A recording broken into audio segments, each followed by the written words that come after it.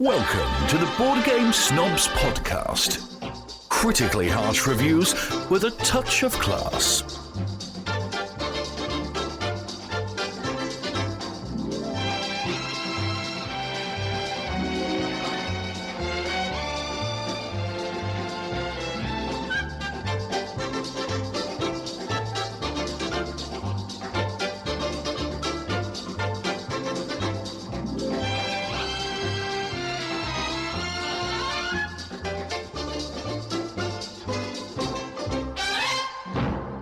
And go. All right.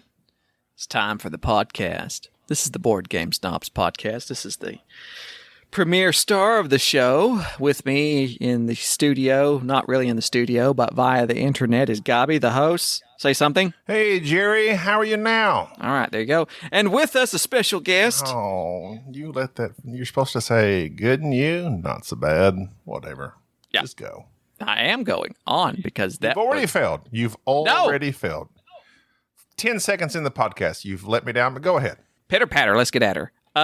We have with us the premier host of the Order from Chaos and an individual who shares his name with two books of the Bible, Mr. Matthew Jude Law. Say hello, Matthew. Hello. Thank you Enough for that. said. Move on. This is Hello, everyone. How are you? I'm here. Yeah, me. It's me. Matthew Screw you, Dan. Jude, Is that- Matthew Jude. Matthew Jude. Matthew Jude. Matthew Jude. Can y'all tell what tune that is? That's awful. Just stop that. It was close to Country Road. It was Country Road adjacent. Very good. Very good. How about this one? Matthew Jude Jude. Matthew Jude, Matthew Jude, Matthew Jude. Matthew Jude Jude. This is the whole show, by the way. This I'm is gonna sing Art songs I Love Rock only and Roll, with right? Yes. All right. Move on. Is this some Hank Jr. next? Matthew Jude, Matthew Jude. Something tear in my My beer. How friends do you call sing me that? Superman. Do they Hank don't know that Jr.? one. I don't think they do. I think you asked your friends Hank Jr. to call you Superman, and they all went along with it. That's what I think happened, Hank Jr.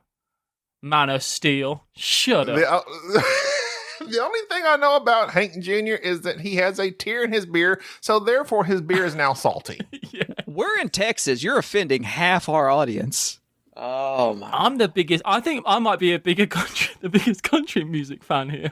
Probably so. Probably so. I did not start. Okay, full disclosure. Growing up here in southeast Oklahoma, northeast Texas, I despised. And, it's probably one of those things where, as a rebellious teenager, you're anti-culture of wherever you're at. I despised country music. Despised it. I was into techno pop and heavy metal. So country music, I couldn't stand it. Roll forward 21 years later, I meet my future wife, my now wife. And she's into country music. She likes Garth Brooks.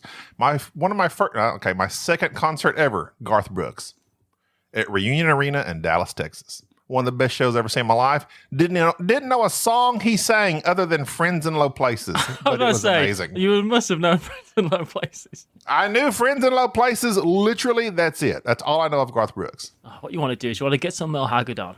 That's what you need to do. Listen to some Mel Haggard. It'll change your life. Oh, wait, Merle Haggard. What's the one he sings with? The guy that smokes weed all the time. Willie? That's Poncho and Lefty. It's a Towns Van Zandt song. Poncho and Lefty. That is one of my freaking favorite songs of all time. Oh, the federalists say. Yes. That's a Towns Van Zandt song. Towns Van Zandt's probably my favorite musician of all time, next to Tom Waits. Oh, I love that song. That's one of my go-to karaoke's. Oh, that's great. Living on the road. Anyway, so board games? We like board games? Nah, we'll get into that about 50 minutes in. Go ahead, Jerry. I think we need to do a board game themed karaoke night where Gabi and Mr. Jude, probably Dan Hughes. I would assume that Mike DeLissa's Toes has a good voice. Maybe Richard Simpson, and y'all can all do your own karaoke versions, and it kind of be like that, not that lip sync battle thing, but something similar. Like board gaming the voice. I'd like that. I am the voice of board gaming first and foremost, so let's get that nailed down straight away. But I actually did karaoke with a bunch of board game folk at a Dice Tower con once. I went with Ambi and Crystal from Board Game Blitz. Z Garcia was there. Me and Nick and Mike Murphy were there. Dan Hughes was invited. He did not go. What? Shocker. It was good. Oh, Gary Pope was there, and I think I got just way drunker than anyone else. It was one of those situations. It was fine. It was good. Look at all these names he's dropping, Jerry. Ooh. Oh. And that's how he made it. That experience is what got him on the Watch It Played. That's what did it. Rodney's like, that's my man right there. I thought you were Rodney's little brother. How'd that work out? How did you get on Watch It Played? Well, Rodney is my cousin, as everyone can tell. We both wear our hats at a jaunty angle, which is something that we found out recently. Rodney's talent scouts me. You know, he said, Matthew, look at him. Isn't he? He could do better. Let's see if he can do better over at Watch It Played. And that's what happened. And you have. Not that you were doing bad prior. It was. I mean, you were doing all right. Like you had that little 5-minute spot on Board Game Breakfast back in the day, didn't you? Back in that day, big time. Yeah. Learning how Before the we go camera too much works. into Matthew's expertise, I have some stuff I need to say, Jerry. Jeez. Oh, go ahead. Okay. So I have some. As I keep as these thoughts occur to me for our podcast, I write them down in my journal, my Board Game Snobs journal, Your diary. Dream board. my dream diary, my vision diary. I envision it and it comes true. You've been reading The Secret. I've been reading The Secret, and so far it's not working. You're trying to manifest a Ferrari. It has not. Well, actually, apparently I've manifested. Okay, He's trying to manifest a waistline. I'm sorry. I'm going to get some more tea. How dare you? You're already fat shaming, and we're not even 10 minutes in, but whatever. Okay. So I wrote down, and I just thought maybe this would be humorous. Sometimes I write down, if I can get this in, if this subject ever comes up, I will toss this in there. It's going to be gold. So you're just going to shoehorn them right in at the start. That's a good way to do it. Kimono dragons. I wrote that down. I was like, So they're dragons in Komodo. I get it. Yeah. it's either dragons wearing kimonos, or Yeah. I wear a dragon as a kimono. Or you have a kimono that's covered in dragons. Oh, that's a third option I did not I have consider. to imagine that third one would be the easiest to manifest. No, that would be. I did. Well, actually, I went with dragons wearing kimonos, and like that's their gang colors. So Got ya. they're like fighting pterodactyls and robes or something. I don't know. Is that what animal? What was dragon an animal? A flying lizard? What rivals dragons in the sky? Pterodactyls. But the fantasy reality? realm, is there pterodactyls? Unicorns. Oh, you didn't fly Pegasus. I was going to say A flying Pegasus. Pegasus, Page, a bunch of Pegasus. Pegasi. Pegasi. What would you Some type call of flying squid would probably be dangerous, I have to assume. Kraken? I'll get it. Kraken in the sky. What would you call a pack or herd of dragons? A dragoon. Done. I would Done call and it a done. campfire of dragons. That makes sense. They breathe fire. Okay, I had this discussion literally yesterday. Okay, in every movie where there's dragons, you have Dragonheart and Reign of Fire. Those are the two dragon movies I acknowledge. Aragon, go whatever yourself, throw yourself in a trash can. So they can produce the fire. I assume they tighten their sphincter and all their methane gas, therefore they burp it out, right? No. Makes perfect sense. How do they ignite it? What's the ignition? They smash their teeth together real quick and make a spark. That is exactly what I said. Is that what you said? Exactly what. Yeah. That is exactly what I said. Their I said eye they have teeth to are have like some sort of flint-like teeth. Yes. I just always assumed that they had a gland, two types of glands that secreted some sort of like binary explosive that when combined, they ignite. And all you need is Like- just oxygen. Like Bakugo from My Hero Academia, if anyone else out there is an anime nerd like me. No? Anyone? Cool. Let's go. I do know Emilio Estevez in Mission Impossible, hasta lasagna when he squeezes the bubble gum together. Right, something similar. Yeah, so nothing like the anime, just like Emilio Hasta Estevez. lasagna, don't get any on you. Quack, quack, quack, quack, quack, quack, quack. That's Emilio Estevez, is it? Young Guns 3, anybody? Emilio Estevez trying to get it off the ground. Who's asking for that? Nobody. Nobody wants it. Clamoring for it. Tombstone 2, that's what I'm into. That's what I want. Tombstone 2. The retoming. Yeah. Or the Unearthed. Tombstone 2, Unearthed. I'd watch that. Tomb Original Raider. Cast. Tomb Raider. They That's dig up. That's not taken. They dig up Doc Holliday out of the ground, and they go on like this weekend from Bernie's adventure with him. You know. Hey, Doc, do the thing with a spinning cup, and it's just like trying to grab his arm. It's just like he working. becomes a barista at Starbucks with his spinning cup move. Rest in peace? I don't think so. Okay, the second thing I had written down. This was inspired by an Order from Chaos episode. Ever heard of that? Anybody? It burnt so bright it lasted 6 shots. Not because it got cancelled. All of us, I'm just waiting for the call. Dan needs to do is message me and say, want to record? And it'd be done. But he doesn't, the call never comes. Order from Chaos was the Lou Bega of podcasting. It burnt bright and went out. It was awesome.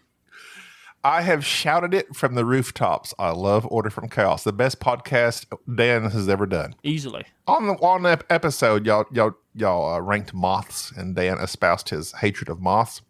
And I came to the conclusion, and I realized, this is something else I've written down in this journal of mine. Moths are zombie butterflies. They are like vampiric butterflies, right? They're the butterflies of the night.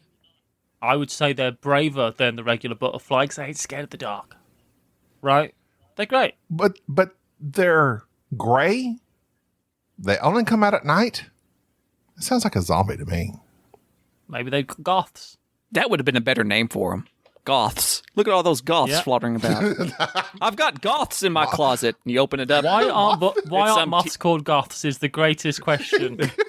That's a meme in the making. We could go viral. They're sending goth balls. I've got goths in my closet. You open it up, it's just some 15-year-old dark-headed kid with studded necklace on, and he's in there listening to depressing music. Spider-Man 3. Yeah. Tobey Maguire from Spider-Man 3 dancing his way through there. Okay. See, I appreciate y'all letting me rattle these off because they've been in my journal/diary. Do you have a problem with the word diary, Matthew? Diary? No. Why would I have a problem? Jerry seems to insinuate that that's only for girls. I do not. We have podcasts to back this up. I just say that your journal is more of a diary because it is more of a diary. Like a journal is where you are journaling something. You actually have an objective. You're keeping track of something, whereas a diary is just your random feelings. Your diary is I've read it, by the way. It's just these random feelings that you have wrote down about. Oh, I texted Jerry and he didn't text me back. That type of stuff. It's a diary. A diary has a more of a emotional based connotation, whereas a journal has a more of a fact based reiteration of what happened during the day. Where do you stand on the audio captain's log? Stardate 36285. The Bajorans are causing me a massive headache. You know, that kind of thing. It would be a journal. That's a journal. But the personal log is a diary. Personal log's a diary. Captain's, I see that. I see the distinction you're making there. Yeah. Personal log. I wish Diana would quit wearing those low-cut uniforms and wear something more appropriate for the bridge. Yeoman Rand. What? Yeah. Okay. Deep cut. Yeoman Rand. Was that the Bajoran that got sent off on that mission and would have been a really good character? Oh no! Star Trek TOS. Yeah. The yeoman that always just randomly brought Kirk these things to sign in her. Oh, is that her? In the red. Yeah. Yeah. The blonde-haired red dress. That was Yeoman Rand. When you word it, blonde hair, red dress, I've got a very different picture in my mind to what I know would have been the truth. I'm thinking The Matrix. But oh, yes. you want me to sign what? Yes, of course. You can have any part of my body. It's a scientific test. Yeah, no problem. Blood? I'm full of blood. Okay, that went. Okay. That turned really personal log. Okay, go ahead with Don't your. Bogart the conversation. Bogart. You know where that comes from? The term Bogart the conversation? Humphrey. Oh, you don't? It literally comes, and I think we discussed this previously, but I made the assumption, not knowing it was the truth, it actually has to do with Humphrey Bogart. And the way that he bogarted cigarettes, he wouldn't let them go. He always had them dangling in his teeth. Thus the term Bogart, like not letting something go. So, or like the conversation, don't Bogart this, don't have you, yeah. So y'all know the term Bogart, right? Yeah. Yeah, that's where it comes from. Humphrey, the man. Matthew's really bogarting that beanie. He's always got it. See? Big time. Big time Bogart. Big time. The beanie. What is your, go ahead. I know. I was thinking about cigarettes. I thought it was going to be someone who always like asked for cigarettes, like Ricky from Trailer Park Boys. Sarah, 2 smokes. Let's go. I thought that was going to be what Bogarting was, but yeah, I see it. Humphrey Bogart was he a terrible person? Do we know anything about him? I don't know. Anything. Yeah, it's like nowadays. I don't know whether to say I'm a pro Bogart or anti Bogart. I don't know. I assume he was just a typical male of the time. He probably had his imperfections as well as his good things. So who knows? I'm assuming a neutral Bogart stand until further notice. Yeah, I think it's the safest place to be. Surely. Are you a Bogartist? How dare you? So, all right. You were going to Go say ahead. something. No, that's me saying you were going to say something. Go on. I'm always going to say something. Is it important? No. I'm always going to say something. It's a podcast. It's a podcast, yes. Rally racing. That's crazy stuff, right? I don't have that in Britain. They do bicycles, and I assume but we don't have rally. What have you been watching rally racing in Britain? I have become a rally racing enthusiast, and I believe those may be the best drivers that exist in the world. And I thus, therefore, put myself in that category. I could be a rally racer because I am a professional driver. Wait a minute. They're better than the hillbillies down here that drive really fast and turn left? Yes. I find that difficult to believe. They do that on their own. Rally racers need two people in the car just to know where they're going. Well, you would have to. It's like coming up here at 200 miles an hour, you need to turn right around this corner or else we're going to hit that tree. Cowards. Rally racing is, if you have TikTok, look up rally racing. It is mind-blowing that those guys operate like they do. I can't. It's mind-blowing. Air, right? They are in the air for a lot of their races. Oh, right? yeah. And their shocks are amazing. I would die instantly, almost instantly. I'd be overconfident and I would lose it at the first turn and careen into journalists. It would be horrendous. I think that's what the guy in the second seat, that's his job, is to keep you. That's his job. He's to point out where the journalists are. To tone it down. How do you get that job? Do you have to be a driver yourself, or do you just have to be a guy that's just calm enough to be able to read directions? Because I think I could be that second seat guy. I could be the backseat driver, whispering in your ear, this is coming up, this turn, that type thing. No, not ASMR style, though. Like, hey, turn left up here. Turn left. What? What? Oh, I'm getting a tingle in my brain, but also I need to drive. I'm doing 8,000 RPM right this second. You're going to have to speak up. I mean, they have to be good at turning map pages under duress. Like you're bouncing around going at extreme speeds. You got to get that atlas going. I'd rather drive. I think I'd rather drive in that situation because then I could have someone to blame, right? Exactly. You can, like, the navigator. It's the navigator's fault. Okay, moving on. Did you know you can eat Matthew, are you familiar with armadillos? Not personally, but I'm aware of their existence. Okay, they're a thing the here. pangolin of North America, correct? Correct. They are, especially in the southern Texas region, not southern Texas, but the southern region, also Texas and other areas in the south. We used to have a advert for a chocolate bar called a dime bar, and it was branded as being the opposite of an armadillo because it was soft on the outside and crunchy on the inside. Oh, that makes sense. That's Yes, the armadillo. That's what they did. That's for the commercials. Everybody knows armadillos are crunchy on the outside and soft in the middle. On the inside. And a dime is something completely different down here. Do y'all have zero bars near We you? do. The white chocolate. Whenever I'm in America and I'm in the South, which is normally where I am if I'm in America, I tell you what, Zero bars. You can't get them in Britain. They're the best chocolate bar. They're the best candy bar ever. Nobody here Incorrect. eats those. Nobody. My wife They're the was best. my wife was the first person that I've ever saw buy a zero bar, and I was appalled because it looks like it's. I'm expecting a chocolate bar. I'm expecting because like dark chocolate is like the thing, and it's white. It's like this albino looking off-colored white, and she's like, "These are amazing," which got me into amazing. It's a got me into chocolate bar eating that them. has But I've never lived seen I've under never the been into earth. a gas station convenience store and saw anybody buy a zero bar. If chocolate bars lived under the earth for millennia, losing their sight, but learning to find their way around in the dark, like with radar and, bat style, that would be the zero bar. I can see that.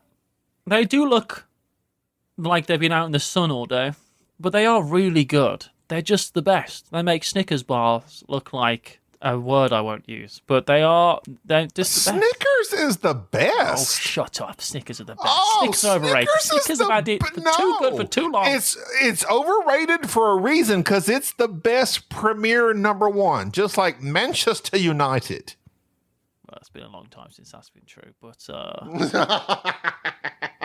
look, let's just talk about how I'm okay with you not liking zero bars. Frankly, I can live with that, and I'm all right with that. I can sleep at night. But the fact that you think Snicker bars are all that disgusts me. Don't get me wrong. I'm not going to say no, thank you. I don't want a Snickers bar. You crazy? No one's ever saying that. But unless it will literally kill you.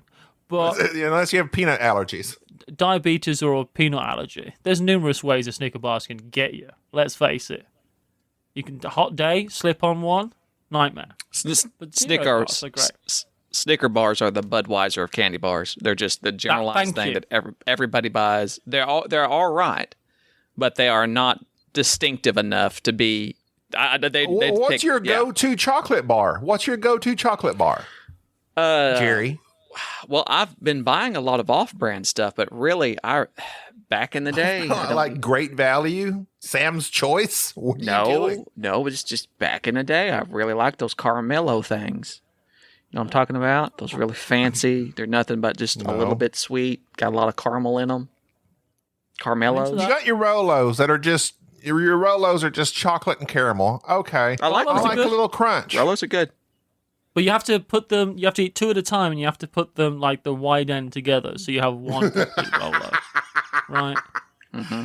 Yes. Thank So you. it looks like a TIE fighter. That's what you got to do. But you can, going back to my diary / journal, whatever, a diary or journal, you can eat armadillo, and it's called possum on the half shell. That is true. Depends what half you eat. If you're just eating the back end or the front end, it's slightly different. But I imagine you're slicing it right down the middle, correct? Like a clam.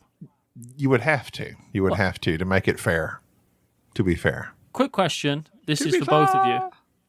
To be fair, quick question for both of you is, where do you stand on boiled peanuts? Ooh, I'm okay. Jerry can answer here in a few moments. I had never heard of boiled peanuts until I met my wife, and her father was a truck driver, especially in the Alabama, Mississippi region. It'll have to be. Yeah, that's where you're going to get them. Let's face it.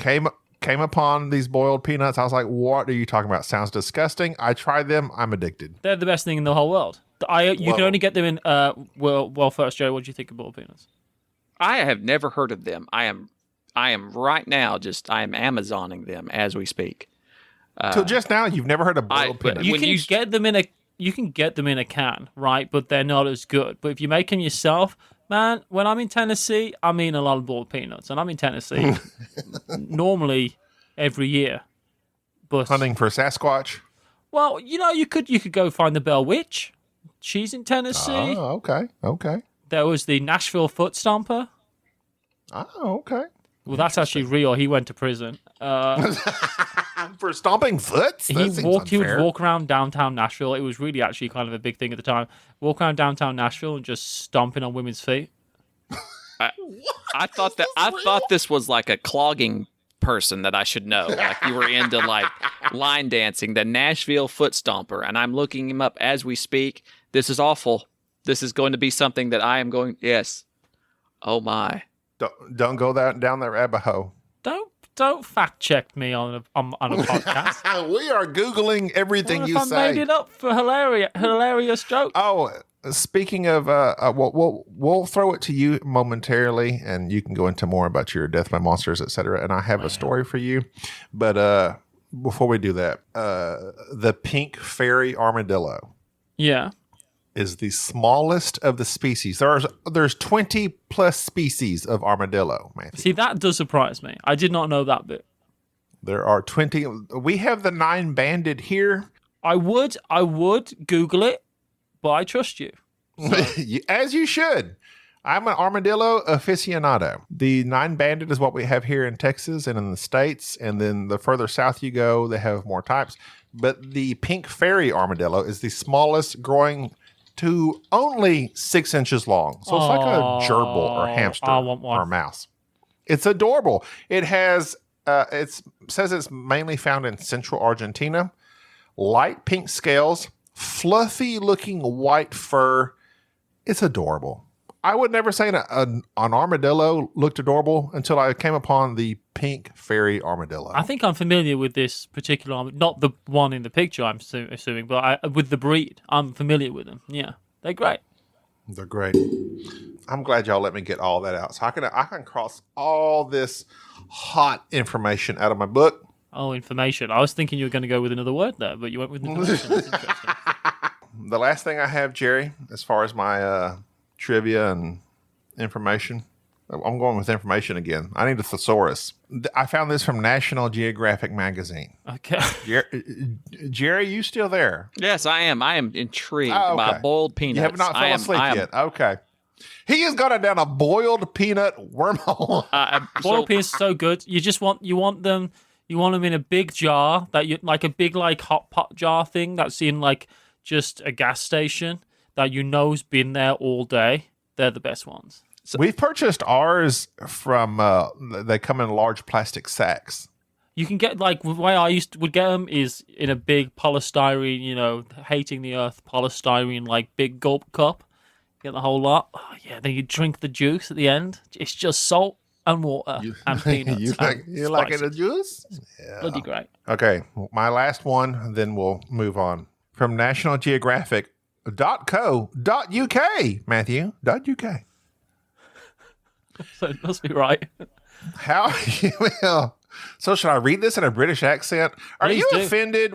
Are you offended when Americans toy around with a British accent? No, I like accents and people doing accents and having fun. How do you feel about our accent? Lingo. I love it. Do you feel that we have an accent, Jerry and I? You do both have an accent, of course. I'm not offended when people do Southern accents. Usually it's derogatory, because we're like, I don't get offended. So quickly, I spent a lot of time in Tennessee, and so I feel like my home state is Tennessee, if I had to pick one, just because I've spent so much time in Tennessee over the past 10 years. And the thing is, in Britain, I'm from the West Midlands, which has all the same connotations of the West Midlands are what people in America have about the Deep South. That kind of hicks and yokels and a bit stupid and terrible accent. So I have a kinship with people from the South for those reasons, I think. And I don't mind doing a Southern accent. It's I don't mind if someone does my accent, which I have got rid of as much as possible. But if someone does a thick West Midlands accent, I don't mind it. It's just when you use that accent with the connotation of that person is poor and stupid and ill-educated, right? Because sorry, that is my rant. It really does bug me. I don't like it at all. And whenever people do Southern accents, they always do it's derogatory. And it angers me. So could you perchance try to imitate a Southern accent with none of those preconceived notions? Hold on, I don't have a banjo to hand. Actually, when I'm in Tennessee, if I've been there for a few weeks, I have gone into stores and stuff and try to pass off as an American. I think if I'm there in it, I can get the accent down. But off the top of my head, it's never going to live up to it, right? Apparently, when I do an American accent, even if I'm trying to just do a regular American accent, like like a blank American accent, if such a thing could exist, I sound Southern. But it's because I've learned from Southern people how to sound all the time. Okay, so why Tennessee? What's your dealings with Tennessee so much? So when I was in university, I made really good friends with a girl called Emily, and she said, "Hey, come visit." And she lived in Franklin, which is just outside Tennessee. And I am pretty bad when it comes to doing stuff in general in life. But when someone says, "Hey, come visit," I'll welcome visit.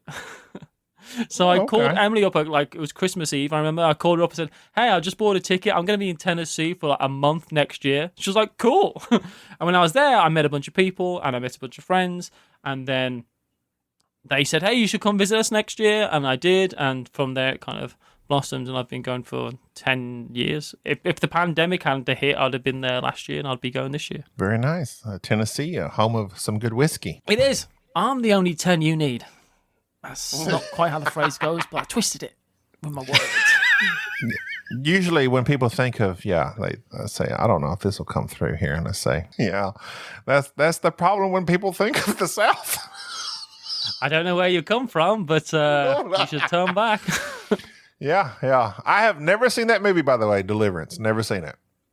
It's about a UPS guy who goes rogue. That's Fallen Down. Yeah. Deliverance, I thought was like that's a good film. If you've seen that. That's a good one. Fallen Down's awesome. UPS guy, yeah. Michael Douglas, right? It is. Yeah, that's a good one. Baby. Okay, the last thing I have to mark it off because I've had these things in my journal /diary. From nationalgeographic.co.uk. Yeah. How humans are messing up bee sex. That's right. Bee sex. Why always blame the humans? Well, wait a minute. I always go with the first choice. I always go with the A. So what is B? What are you talking about? I am so confused. So confused. As in the flying insect that harvests pollen. Okay, we're talking about pollinating, not we are talking about pollinating, but we're talking about bees. Okay, go ahead. Sorry. So the honeybee's lot in life is that he has a 1% chance of less than 1% chance of successful reproduction. I know that game. And a 100% chance of dying after mating. You don't have a choice. You mate, you die. That sounds like a tagline for a movie. It's the best way to go out. Cardiac issues. So every spring, these males, also known as drones, fly out to congregation areas, mid-air ballrooms, if you will. Orgies. Are we talking orgies? Mid-air orgies. Let's just get this stuff straight. We're talking orgies here. We're talking bee orgies. I bet there's bees knees. Airborne orgies, otherwise known as Spirit Airlines. Yeah. The Mile High Club. For $49, you can get a first-class seat. It says thousands of young bees gather from miles around to show their stuff. Each seeks to mate with a virgin queen, a week-old female destined from birth to found her own hive. Oh, beehive. Am I right? During these females' nuptial flights at these events, the queens gather the genetic material they'll use to inseminate eggs for the rest of their lives. Queens can lay 2,000 eggs on a good day. Take that, hens. What are chickens doing? Nothing. Ovulating once a day. What? Useless. This is embarrassing. Can we collect? This is embarrassing. As I go out and collect the hen's egg, this is embarrassing. Each queen will mate with about 12 of her suitors. Fewer than 1% of the males in attendance. When a lucky drone reaches one of the queens, he mounts her and flexes his abs to extend his endophallus, the bee equivalent of a peen. Yes. Is it an endophallus in your pocket? Or are you happy to see me? A bee collecting honey.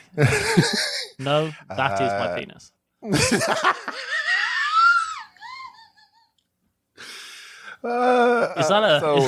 Is that a truncheon in your pocket, or is that why would I be holding a truncheon? This is quite obviously my penis. Are you not picking up what I'm putting down? Just say no. Oh, he's trying to put it into the queen's sting chamber. Just saying. That's it. As I'm reading this word for word. He releases his semen with such... Okay, this is the part that got me. And you may not be aware, and this is the whole reason I'm reading this amazing story. The drone releases his semen with such speed and force that they're said to be an audible pop.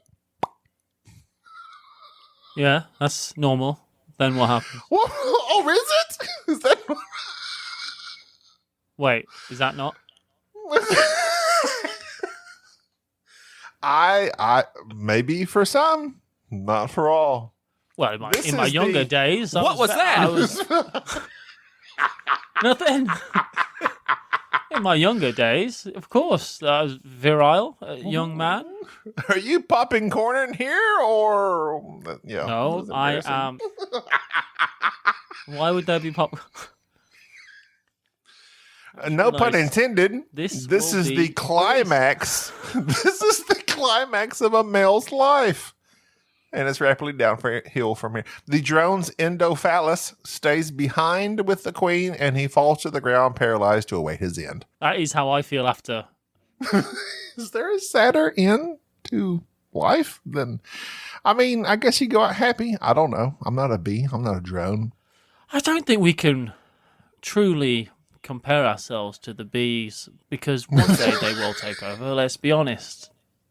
But if you're going to go out, that's the way to do it, right? Surely. You don't want to be working, touching flowers all day for the rest of your life, collecting a teaspoon of honey. I have reached the pinnacle of my career. I'm dead.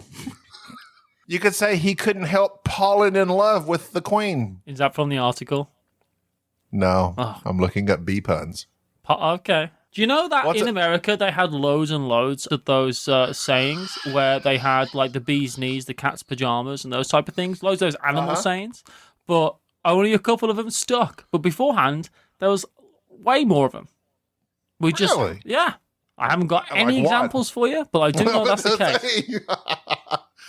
We have one which is Puma's about pajamas. the dog's testicles. I suppose that one's stuck. You're the real dog's testicle, see? Well, it's the dog's a word beginning with B. But, Oh, okay. you know, just that. But yeah, bees knees, cat's pajamas. Those are the two that stuck. We have some very interesting animal colloquial, just terminology down here in the South that you don't hear anywhere else but the South. That it is interesting. It's like a regional thing. You go around and you'll hear these sayings that make zero sense unless you're from that area. Are there any? I'm trying to think of one that is probably near and dear to my heart because I heard it constantly when I was going to college because my instructor would say it often was, and I quote, "This is useless as tits on a boar hog." Yeah, I've heard that one, and I've heard that whilst in Tennessee. 100%. I've definitely heard that. And it is one of those that you must pause for a moment and realize, okay, boar hog, male hog, he has nipples. He's not feeding any young. It's useless. Nipples on a male. Yeah, and so there you go. And that's a great saying. But if you say that anywhere up Like north, Robert you're De Niro completely said. lost. Yeah. I have nipples, fucker. Can you milk me? No, you cannot. No, you cannot. I like the what's that? Oh, I forgot what it was, but there's like as rare as was it as rare as hen's teeth. That's quite an American phrase with an animal in it. See, I know that you're white. Well, I do call like a mongrel dog a Tennessee brown dog because that's what they call them in Tennessee. Oh, what variety of dog is it? It's, like in Britain, we'd probably say a Heinz 57, but I know that they say, oh, it's a Tennessee brown dog. We say mutt. Yeah, mutt. Yeah.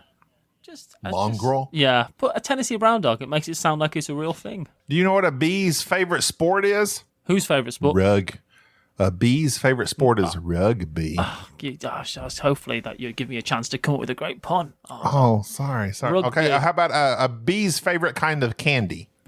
It's not a god Snickers, I'll tell you that for nothing.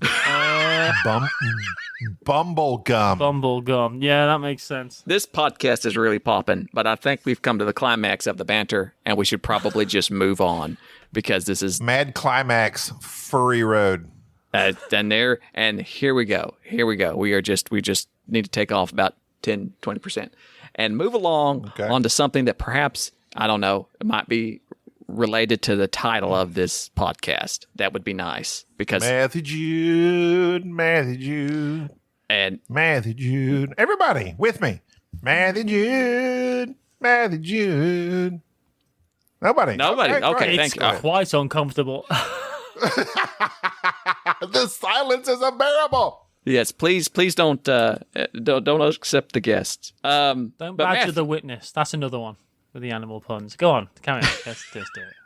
We are approaching 45 minutes, and so far we have learned so much about various Nashville people who apparently afflict damage on the people's toes, and armadillos and bees, and we'd like to kind of focus on perhaps something a little more related to the topic.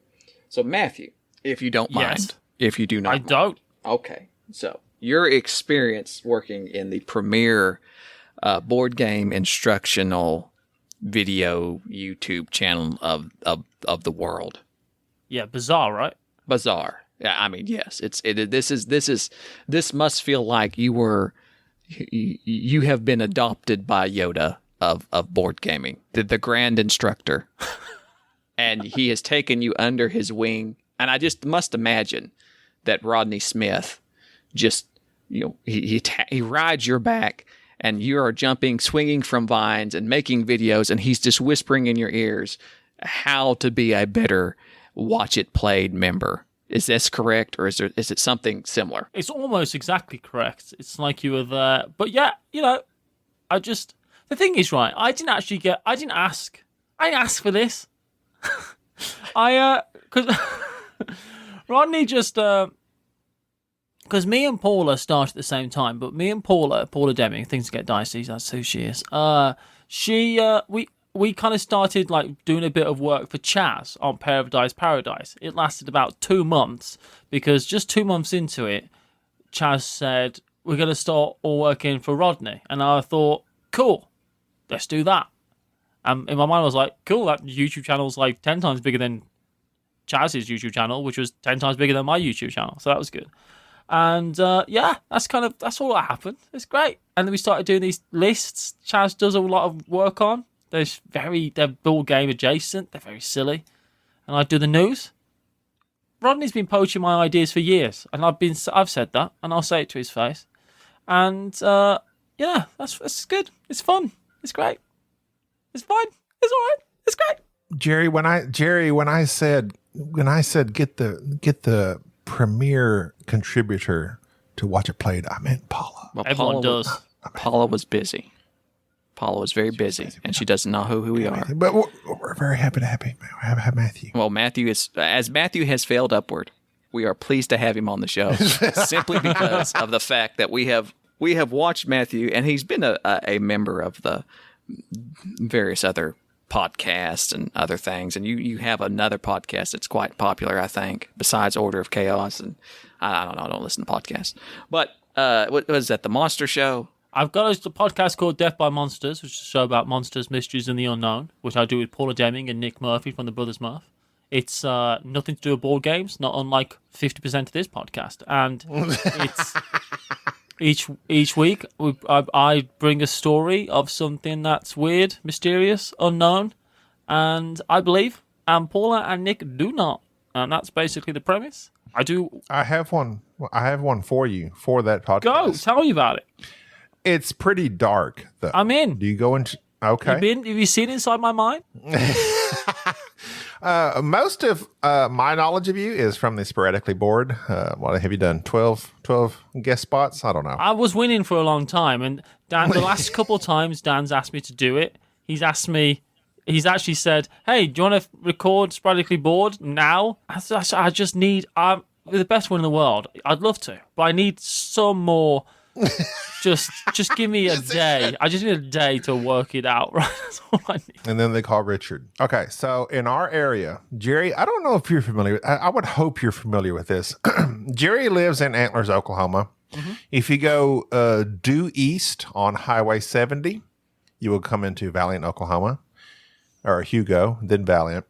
if you continue due east on Highway 70, it's a state highway, you will go into Millerton. Millerton is just a few miles from where I grew up in Valley, Oklahoma. Millerton, Oklahoma is probably 5 to 10 miles from where I grew up. The Wheelock Missions. This is where they used to school the Native American Choctaw girls of the time, back in the 1800s. Jerry, you familiar with what I'm going to say? I'm very familiar with it. So the Wheelock Mission School that is in Millerton, Oklahoma, I remember growing up there, and I remember people saying it's haunted. I'm like, what? What are you talking about? It's haunted. No, it's haunted. So apparently at this Wheelock Mission in Millerton, Oklahoma, and I found this on something.org. Like Sounds legit. Went there one night. I went there at midnight, and you're supposed to see this. You're supposed to see blood. You're supposed to see this and that, all types of creepy things. And when I was growing up, like you could literally still walk through. It's an old Native American school that they would force these girls to attend. I don't know. It's very dark. But they would force these, young Native American girls to attend, and there was lots of abuse and things. But I've seen pictures of the same type of thing with young boys in being quote unquote civilized. I've seen pictures of that, and I can't imagine it was a very pleasant place to be. Those type of situations. Apparently so, because at this school, like there was, I think the murders are real. There was a murder, and like if you go at night, you can see blood and like these apparitions walking around. But that's Wheelock Mission Schools in Millerton, Oklahoma, and like it's a thing. My whole time growing up there, it was a thing. I do not doubt for a split second that there's probably a little bit of evil in those type of places, right? I have to assume there's some bad energy being expelled on those premises. There's always happens with these like reform schools and like places they send kids who like they don't want to send them to jail. Like they don't want to send them to jail. There's one in Sacramento, and they don't want to send people to jail, but they don't. It's like a pre-juvie kind of like polytechnic kind of thing, and they've got even when they have good intentions, they just draw the worst type of people to work there. It's always what happens, right? Yeah. You can this was asylumprojects.org. I will send this to you. Send it, man. I will send it to you. And so for all those who want to hear more about monsters and such, your Death by Monsters podcast. Yeah, Death by Monsters podcast. We've got a website. Yeah, very nice. Upscale. And as so again, we're learning more about the inward thoughts of Matthew Jude, and everybody knows Matthew Jude, but nobody really knows Matthew Jude. Correct. I would wish that on my worst enemy. Jeez. Exactly. And so it's a dark place behind my eyes. We often try to research our guests before they come on the show. And we did very little research on you, unfortunately. That's good. But that makes me feel more comfortable, if I'm honest. Very nice. On the last I think on one of the podcasts on Sporadically Bored, you were lamenting that you are currently without a significant other. Is that correct? Oh, yes. Okay. So, I think since our now knowing that you frequent, you frequent the South, you frequent the Tennessee area, it would just make sense that, I mean, you're coming to America. We could probably hook you up. Are you familiar with this website called Tinder? It's an app. I am familiar with Tinder, and I've had many day where I've thought this would be a good idea, and then gone, oh, I just feel way worse about myself. I blistered thumb from swiping so furiously, and then just nothing comes back. It's a terrible situation. I also did go out with a girl from Tennessee, and it ended real bad. Okay, well let's see if we can't shoot for Alabama this time. We will make you a better Tinder profile. This will help us to get to know you a little bit better here. So do it. Okay, here we go. Do you have any other hobbies? Well, wait a minute. Well, the most important question: how tall are you? 6'1". That's in your favor. Okay. Well, I'm actually a 6 foot and a little bit, but you say 6'1". Your hair, the hair. Yeah, the hat does it. The hat pushes it a little bit. So do you have other hobbies besides just making board game videos and failing upward. And I'll be monsters. honest, board games have become nothing but a chore. But I was hobbies. I like anime. And all the girls like someone who's into anime, right? No, that's not right. Fighting my inner demon? No. Enjoys Drinking. enjoys cartoons. What sort of drink do you enjoy? What'd you say? What's who? Yeah. What sort of drink do you enjoy? What drinks do I enjoy? I like tea. I like whiskey. beer? And I like stout. Okay, whiskey and stouts. Okay. I don't think, and I don't know if this is right, I don't know if I can put under hobbies drinking. I do. You can. You're a sommelier. How do you say that? I've never said it, but I'm not sure. Okay, there you go. So you enjoy Sommelier. adult That's beverages. it. It's just I have purchased just this weekend. I went and bought a half gallon of Irish whiskey called Kilburn. I'm about halfway through it right now. right this second. You're halfway through it. Did you start when we started recording? I started, and thus we went to B Talk. I had to keep drinking Sure. to make it through the anticlimax of that. You got to kind of spice this We're good. profile We're up. good. Have you ever heard of Grolsch? Grolsch. Grolsch, yeah. Dutch lager. Dutch. Okay, yeah. It's a. I've never had that. It's a fancy bottle. It does. The bottles are good, and you can take the rubber ring off the bottle and use it to keep your guitar strap on. It's a. Ah, It's a very fancy plays bottle. guitar. Oh yeah, I do. Music, yeah, that's true. I guess we're I'll say building music. your profile right now. Music. Do you enjoy hiking or walks on the beach? No, nobody does. Jerry, write that no. down. Sand is Alex said. awful. Sand everywhere. Sand is awful. It's just vile stuff. I hate sand. I assume you can play Wonderwall. I went to university to do music. That's what I did at uni. So yes, Wonderwall. I can play Wonderwall. Okay. Okay. Under duress. Under duress. Oasis was one of my 1990s bands of my youth. I tell you, I loved went through a Wonderwall. big Oasis little period in my life where I think Oasis, that album that Wonderwall's on, What's the Story of Morning Glory, maybe? And Yes. that and Morning Glory. Nirvana Unplugged, that's what taught me how to play guitar. Oh, okay. Speaking of which, what is your? Do you have a favorite band, genre, or whatever of the moment growing up? Whatever, I don't care. Favorite band genre, whatever of the moment, I don't care. Let me think. I like country music and I like punk music. Okay, punk is something I'm not too familiar with, other than when people talk about the Ramones, and I never listened to the Ramones growing up. No, I'm not. I like the Misfits. You know the Misfits? The Misfits. I watched that TV show. No, that's Very good. Close. Yeah. Oh, okay. Okay. No, I don't know the Misfits. What's your favorite punk band? My favorite moment. Against Me would be my favorite punk band of the moment. I think they're called Against Me. Let me write that down. I'll write that down in my journal. Enjoys music. Against Me, punk band. Okay, so you're down to go to the mosh pit, I assume. Let's put that. I don't want to go, but I'll go. I'll go.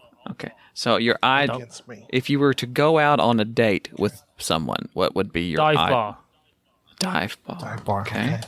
Dive bar. We're sounds- really- 100%. A bar with a pool what that's table, about. a darts board, low light, red and black motif, Applebee's is out. junk Okay, go ahead. stuff everywhere, No a chance. toilet full of graffiti, a very limited supply of things on offer, and fried food. You seem like. Dave and Buster's. Are you like a hipster? Would you describe yourself as a hipster? I wouldn't ever describe myself as a hipster as a matter of pride. Matter. Okay. Jerry, have you seen his beanie? He's a hipster. Beanies are a must. Enjoy beanies. That's so enjoy beanies. I call my wife Beanie every now and then as a colloquial term. Go ahead. We need to find. Okay, so we got to kind of narrow this down. What are you looking for in a potential waitress. mate? A waitress. Waitress. Somebody with He's looking for a waitress, a tip. service. Have you seen the Nicolas Cage movie where he tips the waitress? On a bar, Yes. like someone who works behind a bar who's cool and talks to everyone like that they're interested because they want more tips, but they actually do like me. That's what I Okay. want. That's the dream. Now let me describe this woman to you. So we're talking Doc Martens, summer dress, leather jacket, red hair. I have thought about this. Okay. Okay. Wait. Can you Long, repeat that short very skirt slowly? and a long jacket. Summer dress, but with a leather jacket and Doc Martens on. We're going very Summer dress is a quite- short skirt. Just quite tomboy looking. You Tomboy, know, that sort of. We're So- looking for that 1990s aesthetic, right? So Empire Records. if you had a, is there an actress or an actress that would match? Mary Stuart Masterson from the movie. Let's see, what's that movie? Liv Tyler from Empire Records. Yes, but I'm Liv thinking, Tyler. well, Liv Tyler from Stealing Beauty. Am I right? I'm thinking of if an actor and actress that I think would fit the role that I think's a bit nice. I would have said Emma Stone, but she makes me sad when I look at her because I know it's never going to be real. But I guess Emma Stone. Emma Stone. Okay, so Is we're that looking. a name? Yes. Yes. I like Pam from The Office quite a lot. Is that weird? That's a sidestep. Okay. No, she's a very nice. No, girl. wait.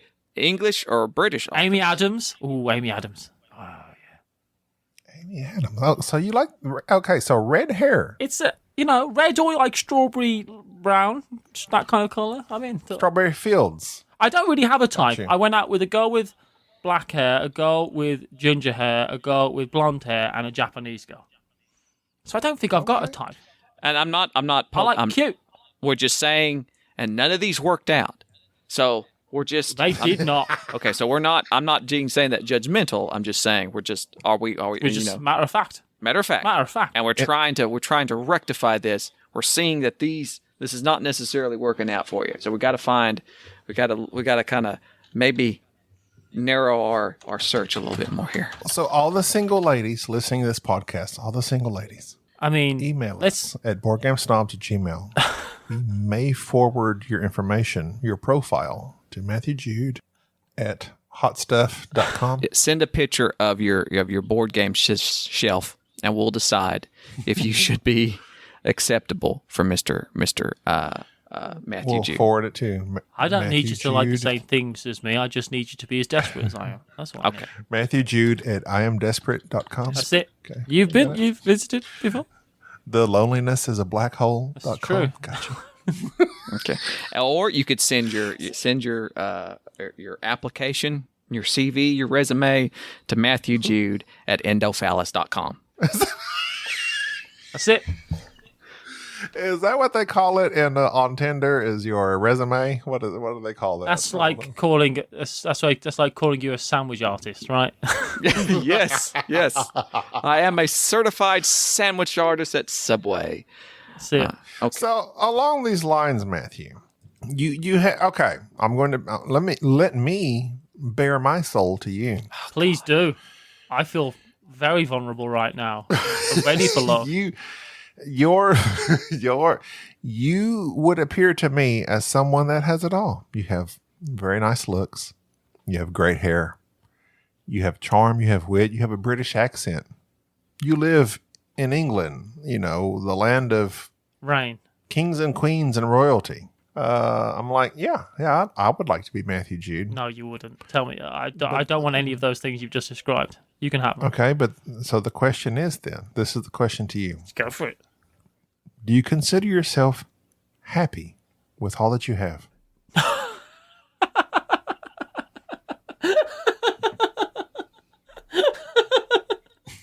Your maniacal cackle has me concerned. And we broke him. He's broken.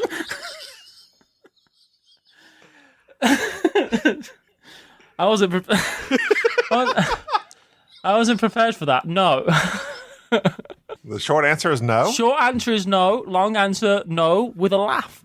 Really? See, that's that's what I'm saying. So it's like the grass is always greener. Like from my perspective, I live in Northeast Texas. There's nothing around me. There's no, my job is laborious. I'm a truck. We haven't discussed this, Jerry, but I'm a truck driver again. Paragons of change. We have changed yet again. I'm a truck driver. I would love to play games for a living. YouTube, podcast. Is that what you consider that you do for a living? Yeah, I had to have this discussion recently because I was thinking about my taxes. I was like, what do I write? I'm gonna have to swallow my pride and write content creator, and it's gonna feel real dirty. Okay, but so are you happy with that? No. No. Really? What do you want? What do you the thing is that I don't like is I don't want to sound ungrateful, of course, because obviously a lot of people in the world have got it worse than I have, and I appreciate that. But I have to do about 60 different things just to try and survive. I would like to do one thing that supported me, one thing that was successful, right? I think I do about 20 things that are mediocre as far as success goes. I'd like to be able to do one thing that I loved. That's what I'd really like to do. If I'm honest, like to be like real, like honest about it, that's what I'd really like. One thing I'm successful at that pays my money. That means I don't have to do, like, I work 7 days a week and I do 12 hours a day, guaranteed. And I don't want to do that. It's not fun. It's awful. If I'm honest, you have to be honest about it. That's how I feel. Yeah. I'd like to do one I thing that understand. I can do 5 days a week for 10 hours a day. That would feel more way more success. But I see, kind of comes from different people. I can totally understand that from different perspectives, and the grass is always green on the other side. How people would think that, oh, that's cool, you do this and this, but there's so much stress in what I do, because if I lose any one thing, I'm go under, right? So, Yeah. I mean, you're doing this podcast unpaid. what happened to my appearance fee? My lawyer contacted your lawyer, Jeff, was it? I'll send you a box of zeros. Oh my God. Just one. I don't want to die. I might as well go. Well, this is the thing. So, okay, so now that you're getting to this. So, Jerry, me and Jerry talk on a relatively frequent basis. Jerry is what are you? You're a nurse, aka regional manager of a nursing district, blah, blah, blah, blah. He's relatively up there. He's miserable. He hates his job. No, I wouldn't say that. I work quite a lot. Not what you said. You work a lot, and you're always dealing with people, customers. You're frustrated. Correct. Okay. But in relative terms, I mean, it is a good job, and it is a lot of. I mean, yeah, I enjoy the job. It's just there is a lot of stress tacked on with said job. But oftentimes we discuss, as me and Jerry are partners of this podcast, we're like, man, it would be awesome if we could do this podcast for a living. Like this was our living. But we don't do anything else. We don't YouTube. We try to tweet and Instagram every now and then. I can't.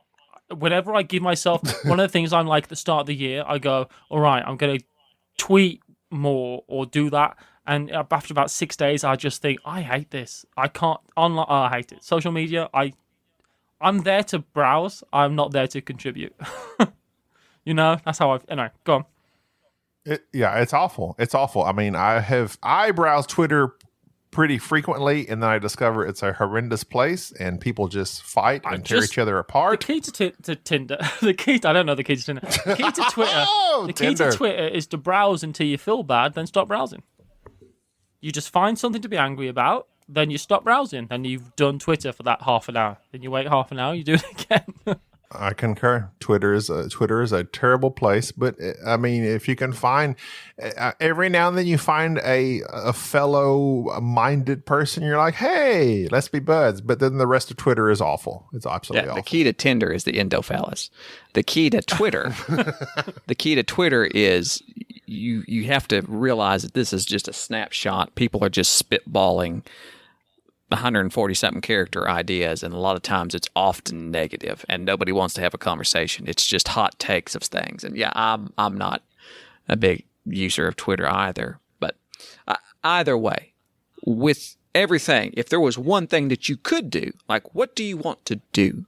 Like say that one solid thing. If you could do one thing besides board gaming, what would it be? If I could do anything, I could choose what it was. It's. Mm-hmm. If I could do anything, I would like to. I think the ideal job is doing documentaries on traveling. That would be the thing I'd want to do the most, like a travel show. That would be amazing. Mm-hmm. I think if I could, Rick Steves, that's what I'd want to do if I could do anything.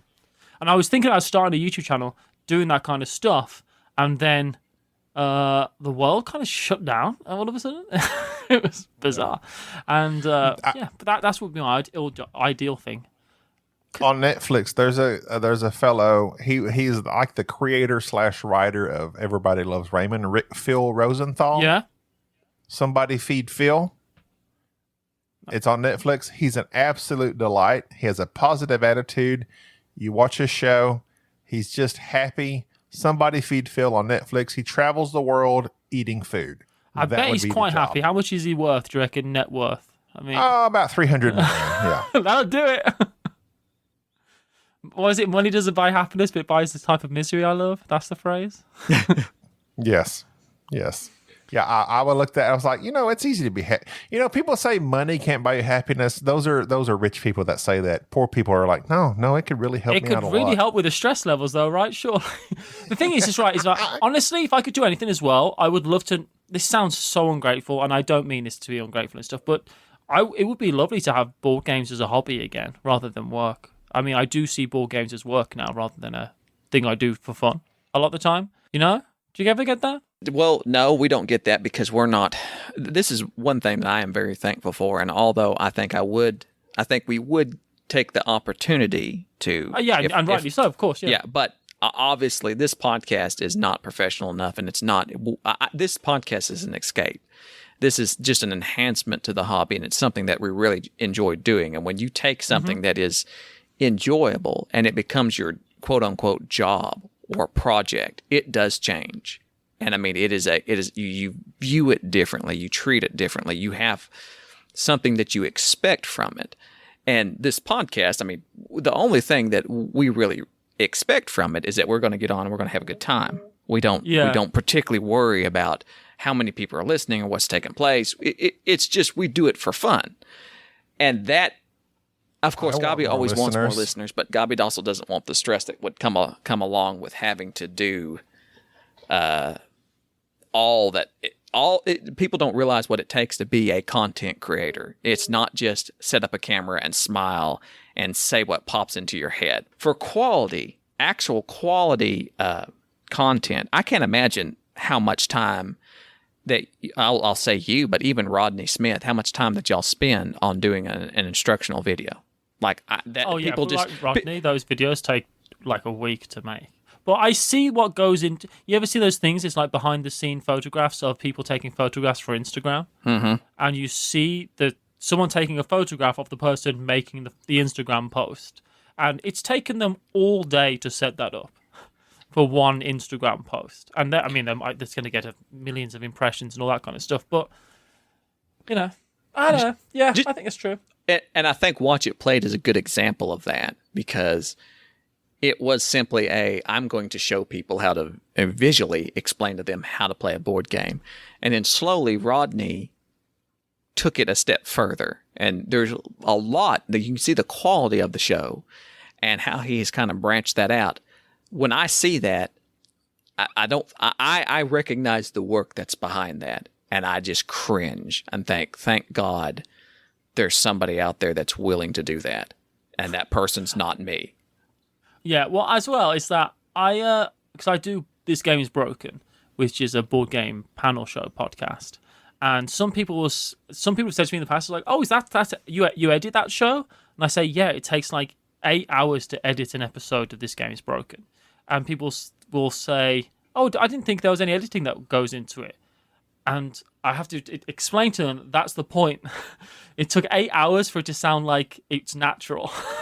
So it takes all day just to edit one episode. Because, I mean, you know how it is. When you're recording 5 people recording a Zoom call, and the way we do it is, hey, if you started a sentence, finish your sentence, even if you're talking over someone else, because I will organize that in the edit. Because, it's just timing is difficult, because there's so many people talking on a Zoom call. And I always use the example of the Arctic Monkeys. Do you remember that I Bet You Look Good on the Dance Floor song? It was like, oh, that sounds like it was just recorded. They just did it once in a recording room. It's like, no, it takes so much extra work to make something sound natural. Like Dolly Parton, it takes a lot of money to. It takes a lot of money to look this cheap. It's the same kind of concept. And Dolly doesn't look anything but natural. Working 9 to 5. There you go. There you go. I love Dolly Parton so much. I really do. Have you ever been to Dolly World? I've not been to Dollywood. I've been to Gatlinburg, which is like just down the road from where Dollywood is, but I've not actually been. But it is definitely somewhere I would like to go. Dolly Parton is my. This is a name drop. It's my friend's godmother. Yeah. Really? It's a weird thing. But it's like, so does this mean I could meet Dolly Parton? And the answer is no. That does not mean I can meet Dolly Parton. Okay, so this is a self-serving question. Did you ever listen to us? Did you check us out when we said, "Hey, come on the podcast"? I have listened to you a few times ages ago. That's all it takes. Because Dan said you need to listen to Board Game Snobs because they're that you're Dan's favorite board game podcast. Oh, go on. Stop! No, don't carry on. But the thing is, as well, this is my excuse: is that the more content you create, the less you consume. I find because you just don't have time to consume it, or you feel guilty that you're listening to something else where you should be working on something that you're doing. Right? I feel like I kind of think so. Yeah, I understand. I do like your accents a lot, and that is something that really does draw me in. There's nothing sexier than a southern accent. Well, thank you. All right. Come on down to Texas. Have you ever been to the bayou? Yes. It is. No. It sounds terrifying. Every aspect of it. Yes. I was there at a terrifying time. I was there just after Katrina.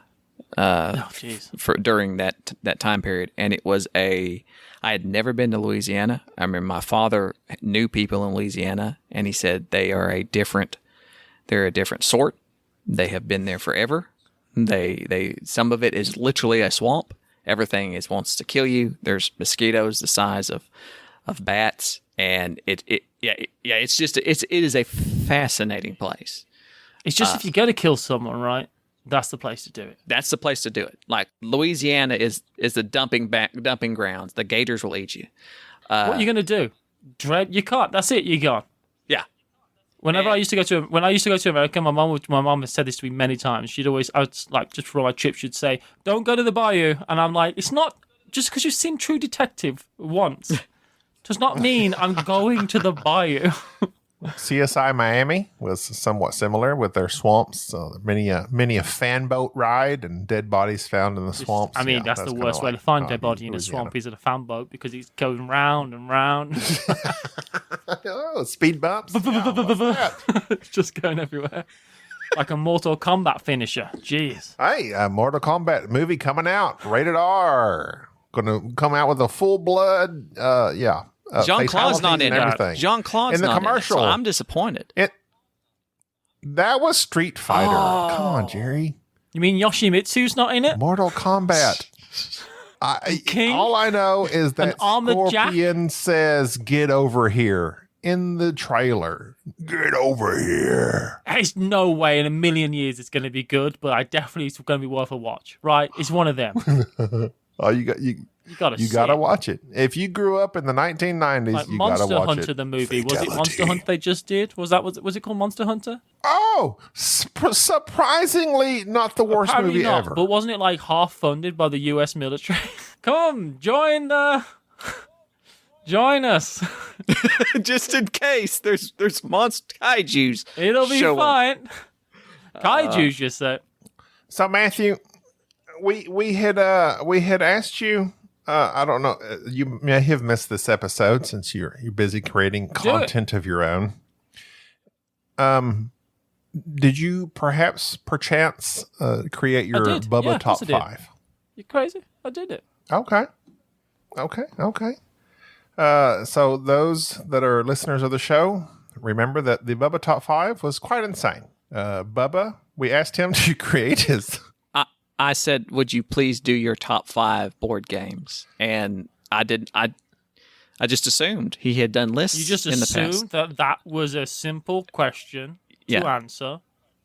Yeah, and he can build bridges. He can literally engineer roads and keeps Texas moving. But to make a list of 5 games that he prefers above the others was a challenge, and he ended up including games for which some he couldn't even remember the name of, and some literally have not been created. They have not been. He's never played them. And so it was just a very interesting list, and it is forever known as the Bubba Top 5. So this is a Bubba list. He's literally an engineer. And also, before he became an engineer, one of the smartest people I know. He is on the podcast rather sporadically. He's very entertaining. Whenever we go broach subjects of a sensitive nature, we bring on Bubba because he knows how to say words. We do not. But he come on with his Bubba Top 5, and Dan had messaged us and said that was probably one of his favorite episodes, the Bubba Top 5. I said, yeah, it was basically an order from chaos because it's like, that's Bubba's mind. Yeah. So his number 5 was like the most recent game he played. His number 4 was like something he was looking forward to. Then he described like box art as his number 3. So Matthew, you're number 5 of Bubba Top 5. Is it the last game you played? So I've got the last game I played, which was Burgle Bros. Oh, okay. Never played that game until recently, and I thought, this is fun. I like it. I want to get Burgle Bros 2, because apparently it's streamlined. I really enjoyed it. Played with Paula. It was good. I've never played it. Bubba has it. Burgle I've never Bros. played it. We were at BGG. He bought it and literally had the designer present sign the box. And Tim Powers. Yes, and we spoke to him, and Bubba was very excited about it. And then he took it home, and that was about, 4 years ago? And every time... 2015 it came out. Okay, so yeah, every time we have spoken to him about, we need to play this game, he either can't find it, or he says, I'll bring it over. And it's fascinating that it wasn't even on his list. I'm not sure he's played it. But yeah, okay. So Burgle Bros, number 5. Okay, number 4, I believe, I don't know what you have, but I said is a game you like, but only described by box cover art. So what we got, hold on, give me a second. Because here's the thing, I put the whole game in the expansion box, so I'm going to describe the expansion box art. So give me 2 seconds, I forgot to grab it. I'm grabbing it! It's okay. I'm not grabbing it, obviously. Obviously not. Record, but I'm grabbing the box. Oh, jeez! No, I'm glad our cameras are off. Because... Don't be grabbing boxes. All right. Actually, I think the rules have got the... Oh, no, I'm not opening that. That's a whole thing. He said expansion, so I'm going to go with root. So, on the expansion, you got a man. There's 2 pigs. The man is holding a cow. Cow looks pretty good looking cow. Walking past some... like a farmer's market. There's a guy with a horse. And in the back, there's lots of fields. And... looks like a village fete going on. What is it? What game am I talking about? So my immediate thoughts go towards something like Agricola. There's a long Greek name on the front of the box. Oh, it's one of those UA Rosenberg games that I can't possibly... Hallertau? I'll let you just stew on that for a second. Greek name? What's a Greek name? Or Odysseus. A long Greek name. There's Farmers on the front. Logos for Stronghold games and Artipia games on the front. Artipia sounds like a stronghold in the northern hemisphere of a Ragnarok. It's a sequel of sorts to a very similar game set in space. Oh, Terra Mystica? No? No. Okay, way off. It's, do you want me to put you out your misery? Artipia. Okay. Yeah? Artipia. Wait, no, we like to guess things. Let's see. I'm getting Terraforming Mars. And it's an expansion. Games. This is the expansion. It all went in the... It technically all fits in the expansion box. It doesn't. But I destroyed the real box before I committed. This is that farming game that I've never gotten to play. That's like Fields of Green. Green Acre. Fields of Green. Yes. Yeah. Fields of Green. All in the Grand Fair expansion box. It's amazing. It's one of the best games ever. I love it so much. I have... what's the other one? What's the other version Amongst of that? the Stars. Okay, we played Amongst the Stars, and we didn't like it. Tell you, Fields of Green's great. You need to just put your biases. Is Fields of Green shove those in a better box. than Amongst the Stars? It's great. Yeah, it's good. You kind of like you've got water. You start off with water and a silo, and then things have to be adjacent to, and it's all about cars, but it's like tile placement essentially. So you need fields to be adjacent to water, and you need everything needs like the ducks need to be next to all the different tiles score for different things, right? So if the ducks are near this and this, then they're going to get points, and if this is near that, it's fairs and it gets points. But it's great. I absolutely love it. I love it so much. It's so great. I have to check that one out. I have been playing. Speaking of farming games, I have had on my table now for 2 weeks Fields of Arl. Oh yeah, you've been soloing it. I've been soloing it. To no avail. My highest score was 100, and it was a false score. I think I saw a tweet. Did you tweet about this? Yeah, about you not doing so as great as you thought. Like, was the goal? 70. I think you got a score like 70 something, and the goal was the goal is 110, I believe. Jeez, crazy. And I've been at 70 plus. My last game, I was like, oh yeah, I hit 100. But this is the thing. In Fields of Arl, you have 3 types of animals. Your least amount is your most counted animal. So the least, let's say you have 3 horses, 2 cows, 1 pig. Your 1 pig is worth the most points. Yeah. It's worth 2 points. So my 1 pig would be worth 2 points. The second most is 1 point apiece. So let's say I had 2 horses. What would be, okay, so the pig is worth 2. I had 2 horses, so that was 2, 3, 4. And then the most of whatever you have is 0 points. Well, I only had 2 animals. I'll say, and I miscalculated, and I gave them both points. And really, the one with the most would have been 0. You scored first and second rather than second and third, as it were. Exactly. Yeah. And so I was like, yeah, I hit 100. And no, it was all false. Do you know what? I never have that much luck with the Rosenberg games. I really love At the Gates of Loyang. I think that's a brilliant game. And I really like Feast for Odin. But I'm not the Agricolas and Cavernas and Glass Roads in the world. I've not loved as much as I've desperately wanted to love them. But Hallertau looks really cool. I do like the look of that one. But Fields of Arl is the one that people say is because I say I didn't enjoy Glass Road. Fields of Arl is meant to be very good. I would be interested in trying it. Jerry, I thought you would chime in on Gates of Loyang. I love Gates of Loyang. Gates of Loyang is amazing.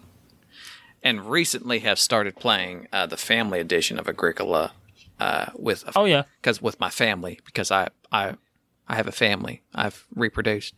And I'm not with your endo. Yes, I'm not throwing that out there. There was an audible pop. I'm just saying. And now Jerry has a family. Someone else saw me as a worthy mate, and that's a thing that we did, and it worked out. I'm just saying. Must be nice. Must be nice. But you too could have this same success if only your top 5 is better than mine. Let's see. Number 3. What is your number 3? I was given a favorite movie as number 3. Yes. And I chose the movie Sideways. Interesting. Merlot. I hate Merlot. Yeah, that's the one. Sideways. It's my favorite film. It's about a depressed man who wants more from his life, who is surrounded by people who are more fulfilled than he is. Autobiographical, Matthew? I'll be honest with you, it did hit home pretty hard. But it's great. As the kids say, it hit a little different. Do they say that? That's what they say. My goddaughter is 24 years old. And she's on the TikToks and the Snapchats, and she's always saying words. And she says, "Does she say vibe a lot? Does she say, yeah, I'm just vibing? I'm just vibing." They've been saying that. The kids be saying that. This slaps. That's what I say. This slaps. I like that. She says it slaps. That's my favorite. This song's a banger. They be saying. She doesn't like it when I say it slaps, though, because she says old people shouldn't say that. It's like when you don't want your parents to say cool, right? How old are you, Matthew? Need that for the Tinder. Need that for the Tinder.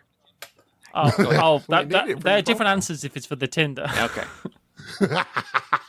I'm going to say 33, you're just like Jesus. I was going to say 32. Just like Jesus.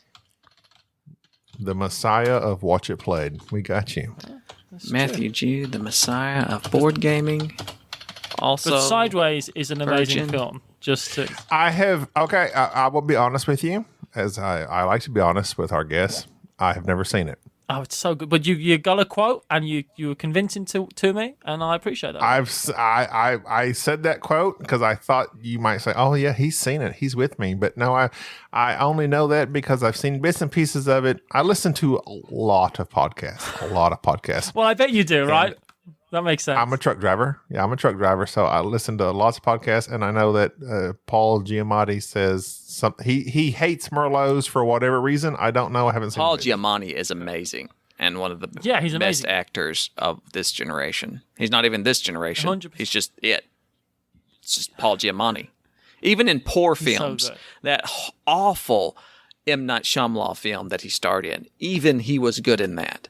Like, if you can be in a Lady in the Lake or something. the Lady Underwater or something Lady like in the that. I Water? can't remember what it's called, but whatever it was, even in that, you could give him poor material and he is still mesmerizing. Who's your favorite actor, Matthew?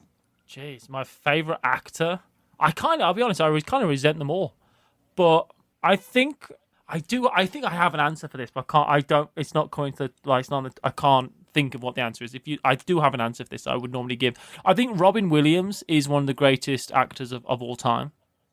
I think him in a serious role is difficult to beat. Always found interesting that some of these great comedians, stand-up comics, they're like some of the best dramatic actors there are. Because they've actually maybe have experienced real life once or twice. I feel like, right?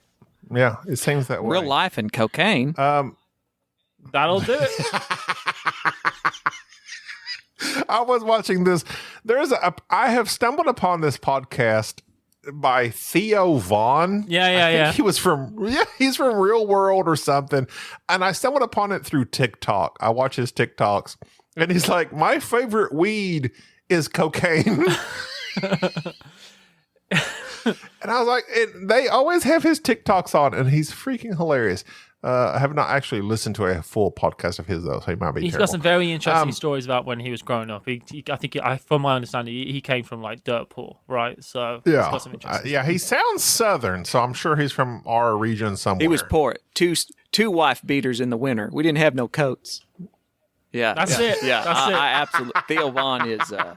He's an incredible storyteller. Like, he is. Okay, I found him on TikTok. He People. rivals Bill Burr in a lot of ways, in telling you a plain story but putting such a spin on it. Yeah, he's awesome. Number 2. My favorite. Nobody cares. Movie, well, Nobody hold cares on. about Russell Crowe. Jerry, what's your favorite movie? Oh, favorite Tell you movie. what, Gladiator is good, though. I'll say it. I don't care what people think. It's a great film. Mine. Wait, what did you say, Matthew? Gladiator is a good film. Gladiator. I'll die on that. Yes, thank you. That is my number 1 movie of all time. Thank you very much. It's my mom's favorite. Russell Crowe. film. She likes Russell Crowe's knees. My mother bee's loved knees. Russell Crowe. Well, the thing with Crowe's Gladiator that's so knees. cool is they made most of it up on the spot while they were filming because they didn't even go into production with the full script. That's amazing, Ridley Scott, baby. I always say this. Sorry, go on. It's possibly nostalgia, but Gladiator is my number 1 movie. It puts a lump in my throat every time he dies at It's the end. amazing. And the music, and then the music swells. And then Russell Crowe is my mother's favorite actor for a short while there. L.A. Confidential. She Yeah, my loved him mom in always that. tells me to watch LA Confidential. She's always saying, Yeah, you should watch that's LA great. Confidential. Great stuff. I'm a big fan of a lot of, I like a lot of war films. I'm a big fan of war films, though. Like Bridge Over the River Kwai and stuff like that. I'm a big war film fan. Jerry, what's your go-to war film that's like I haven't never seen, but you always tell me to watch? Oh, well, this is, and I was just, again, my YouTube suggestions is always a scene of this will always pop up, but it's actually a Michael Caine's first movie, and it's a old war film about British colonialism, and it's one of the Zulu? Yeah. Zulu is an amazing film for all. Of course, it's they do the story a little bit different. But yeah, an amazing film. Does it hit a little It different? does. It's all kinds of ways. Okay, so we've conquered our number 3 favorite movie. Number 2 is a game you'd like to see turned into a movie. Now, hear me out. I know it's been done before, but I feel like we could. I just think I like animals a lot.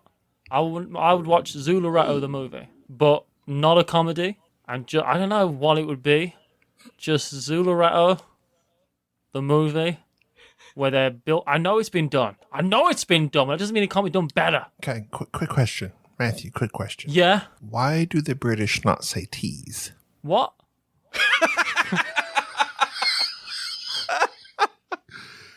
You're saying Zularetto, right? Zularetto. Because they drink it. You're They not drink saying it. the tea. They drink it. We drank all the teas. You know, there's a famous British comedian. He makes fun of the way Americans say herbs, but then he says we say herbs because there is a effing H in it. You say leisure, we say leisure. Eddie Izzard. Eddie Izzard, yeah, he's amazing. Sorry, you say she's amazing. I should say. You say Zularetto. Zularetto. A T is only necessary if it's at the start of a word, and even then it can be a f. You could just leave it out. Yes, like lieutenant. Or Matthew. Matthew. Matthew. Mafu. That's interesting. Zularetto. Zularetto. I'm just saying, right? You got a bunch of animals all hanging out, doing their thing. It's essentially a documentary. I'd watch it. I'd say documentary. That one stays. I appreciate that. Yeah, what I appreciate about you. Good. I don't know, but not a comedy is what I mean. I want it depressing as can get. I want to watch Born Free. Essentially, is what I want to watch. Jerry, have you played Zularetto? No, I haven't. That's the animal set collection game. Yeah. No, I've like Colorado. Like that's north of us in Colorado. That's the name of my son. My future son is going to be Colorado Moraga. Zularetto really actually took me by surprise, that game. It's such a classic. It's so good. I really, really like that game. So, yeah, I'd watch the movie. All right, let's go to your number 1.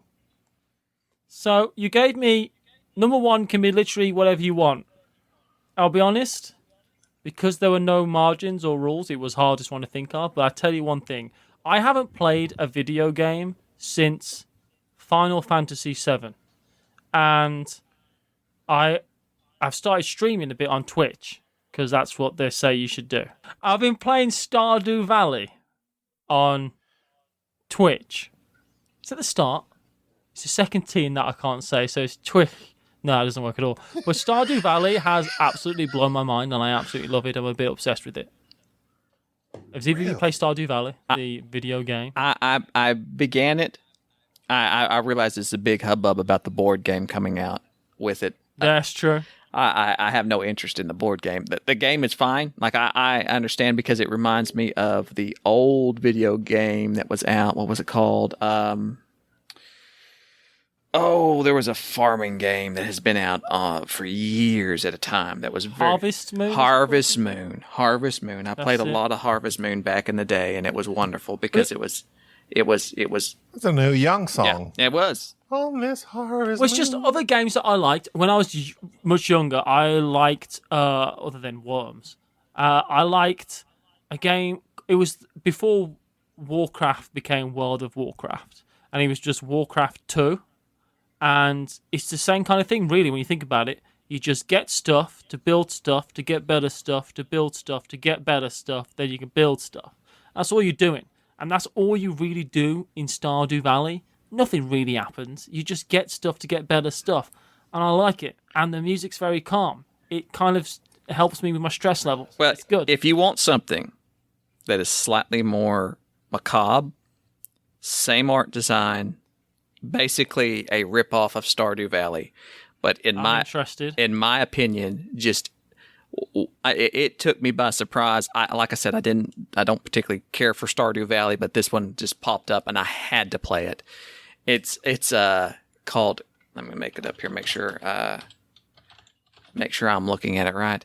It's called Graveyard Keeper. Okay, I'm in. I'm in already. I'm in. You Go are on. a graveyard keeper back in like the Stardew Valley type era, like that not medieval, but basically that. And you keep a graveyard, and every day a talking donkey pulls a cart up to your home and drops off a body, for which you are now tasked with burying said body, decorating the grave. Of course, you can take the body to the morgue and remove organs to be sold on the black market. You can also then have a side business where you're making various wines and foodstuffs attached to your home, and you can kind of have a side hustle. And also, you keep the graveyard and you interact with the various people around this small town. It's a very condensed version and very more focused version of Stardew Valley, but it is hilarious. And I cannot, if you like Stardew Valley and you want something that's just a little more dark, but at the same time that same mechanics, I can't recommend it enough. Graveyard Keeper. I'm on it. I'm in. That does sound up my street. One of my favorite ASMR artists on YouTube, Massage ASMR. He doesn't make videos anymore, apparently. He's from Australia. These are not what you think they are. Road cleansing packets. I've listened to some Massage ASMR. Demetrius, Australian. Dimitri, yes! Mate. He doesn't make videos anymore. He doesn't. Why not? Make more videos. I don't know. He's my favorite with his crinkle shirt as Dimitri. I have listened to you on Sporadically Bored, and you mentioned ASMR, and I was like, my soulmate. That's true. my soulmate right there. I thought that too. I was like, Jerry doesn't get ASMR. He doesn't get that tingle in his brain. The first time I do meth. Go ahead. I do meth, basically Adderall, and that's how I get my tingle. So I don't need some Australian whispering in my ear. I don't get the tingle. I don't really get the tingle. Really? I never. I think I've experienced that once in my whole life, but I do find it very calming. I like it. It is very calming. I like. Okay, I'm gonna go. My top 3 is Massage ASMR, Gentle Whispering with Marie. Yeah, I know well. And Ephemeral Rift. Oh, Ephemeral Rift is ace. He's cool, isn't he? I like Ephemeral Rift a lot. Yeah. Oh, I can. Those are my top 3. And Massage ASMR, like he's been gone for months and months and months, and then he made one video, and now he's been gone months and months again. But to me, he's one of my top favorites. But I don't know what's going on, and I try to look in the comments. They're like, no, he's just missing. And of course, there's always people like R.I.P. It's like, no, he's not dead. He just is doing something else with his life. Obviously, got a real job. I tell you what, let's talk about ASMR for a second. Because why not? I have to be careful what ASMR artists I listen to, and it's for a very pathetic reason. Is that I can't listen to someone I am too attracted to because it makes me feel sad because it's a bit too real. There's one girl, she's called Goodnight Moon ASMR, and I think her name's Erin, and she is incredibly attractive to me, and yeah, I can't listen to it. It just makes me sad. But there's this guy called Kevin ASMR, which is the most standard name ever, and I tell you, he's got a southern accent. I've been enjoying him a lot. He's good. Getting him doing stuff in my ears. I'm liking it. Popping off in my ears. I've kept track. ASMR Darling was like the number 1. Yeah. Like she surpassed Marie, and then GB was behind her. But now GB ASMR, she's like the number 1. She's number like 1, at 3 million. GB. There's a Scottish GB. There's a Scottish ASMR artist called Shortbread. She's good. I like her. Very Scottish. GB, Shortbread, Ephemeral Rift. These all sound like stripper names. Like, I don't know. I've never listened to ASMR. I don't. I have checked. None of them have got any, if I'm honest. There's no cinnamon ASMR. All right. Well, Matthew, this has been an absolute delight. Thank you. And Thank you so much. I hope it's been a delight for you as well. Like, I was very starstruck in having you on the podcast, and I hope you have been, having a good time. I received the best emails I've ever received as part of this whole podcast experience. Well, good. I'm glad. There were stories within their own right. They were fantastic, and I've enjoyed it. Yeah, I've loved it. Thank you for having me on. I really appreciate it. And of course, as you know, we tend to rotate in the same circles. We like to consider ourselves good friends of Dan, but now that he's Chloroquist fame, he may not ever talk to us again. Right. He does. Mike Delicious Toes of Dice Tower, he's also on a different pedestal. So, we're still dragging around here at the bottom, but, we try to reach for the top, and that's where we come in contact with you guys, and we appreciate you coming on our small show. Don't talk down about yourself. Jeez, I've had a good time. It's been fun. I'm glad you have. I think that's going to do it for this episode. Any last wrap-up or thing you'd like to promote? Just have a good life, everyone out there. Hi. I'm Matthew Jude. Very good. That makes me Gabi. And this makes me slightly confused, but that's okay because this has been enjoyable. Lean into it. I'm leaning into it, and I am very pleased that we could have Mr. Jude on, and that maybe we wish him all the success in his further dealings in life. Have you on again? Sounds good. Excellent. See, if I say it in the podcast, it's awkward if you say no. It has to happen. It is now written in the stone. All right. Until next time, we'll see you later. Thank you for listening. Bye-bye. Bye. Thank you for listening to the Board Game Snobs. Stay classy.